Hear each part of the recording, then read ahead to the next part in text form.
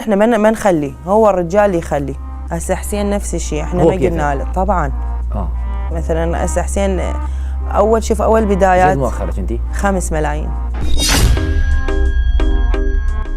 عيب اني ما شنو احط حسين واقعد اتغازل بيه، ما يصير اكو او فينا من الغزل، بس دائما اشوف اكو هدايا بالموضوع. لا عيب اكو تفاهم كبير. اي ممكن انصح، ممكن اقول بس مال هو يجيب لي فد هديه واني اشوفها، يعني كل انسان العيب انه اليوم قاعد النجوم كلهم يشوفون هداياهم على شبكات التواصل كل الاجتماعي انسان بالهدايا، سواء بالساعه الرولكس او بالسياره او بالسفره معينه او بمبلغ معين، قاعد يتباهون.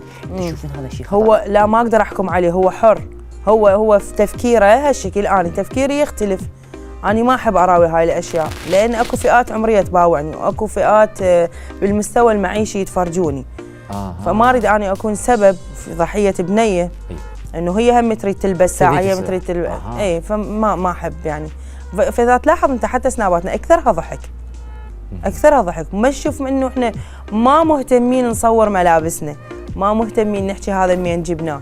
بالعكس مرات أني أصور شيء غالي وأجيب شيء رخيص، أقول هذا صح كوبي بس هذا يشبه هذا، تقدرين تشترين منه. يعني مو الا تلبسي نفسه هذا، يعني نفس الماركه بس هذا موجود بفلان مكان، تقدرين نفسه. منو حيعرف؟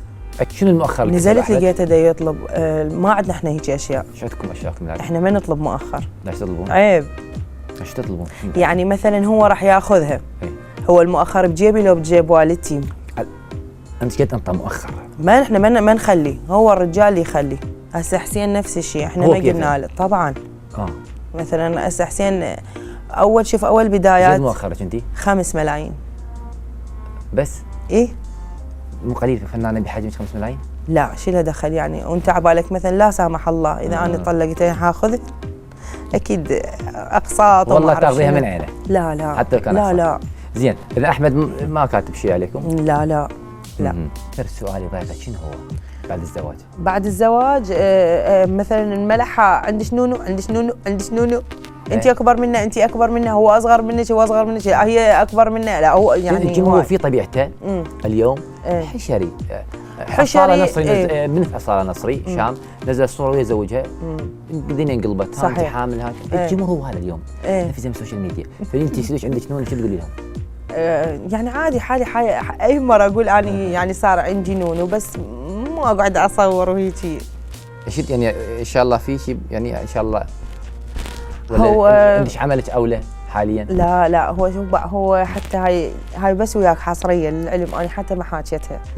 هو كان اكو بس راح ان شاء الله. من السبب حسين ليش وداني المدينه العاب، صعدني من المدعمات واني ما كنت ادري. يا ظالم والله يا ظالم. رحنا لمدينه العاب وصار ارهاق علي وجهد مو طبيعي.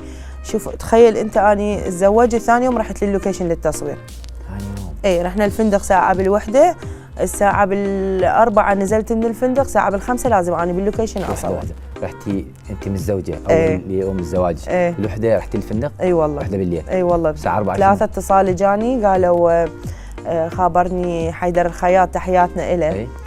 قال تماوي، قلت له تماوي تغيروا اللوكيشن تماوي.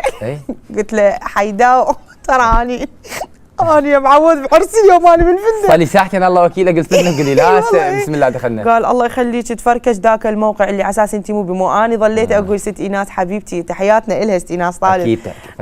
قالت تمارا عزيزتي تزوجي امي قدامك 10 ايام يعني تقدرين شهر عسل وهاي. قلت لهم حروح اتزوج؟ قالوا زوجي ماكو لوكيشنك انت مو هسه.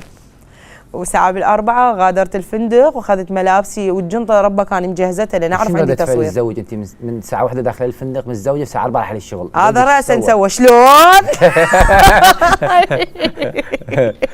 والله قال شنو يعني ننزل بالأربعة؟ قال انا ما نايم من البارحة عشان واركض على العرس.